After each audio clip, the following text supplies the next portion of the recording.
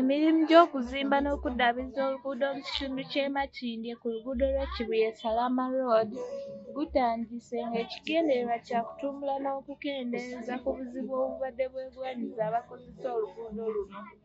Abamu ku bakozi abakola oluguudo luno bagamba nti batawaanyizibwa omusana nga bakola era bakoonebwa n'ebiyinja ebinene mu mirimu gyabwe. Emirimu gyaffe gya Uganda teri we tusobola kugenda okuggyako okola emirimu. Era tuyiribwa mpola mpola, obudde bwaffe budde nga kyetaagisa okola.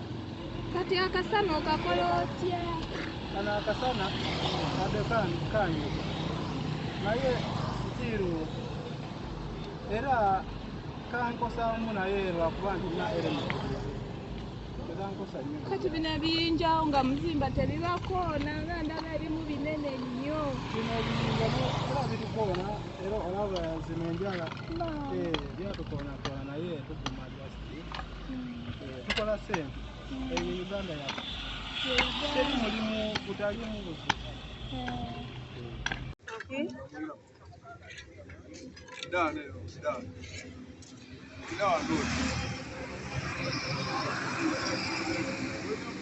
Wamma ssebo buzibu ki bw'osanga ng'okola oluguudo?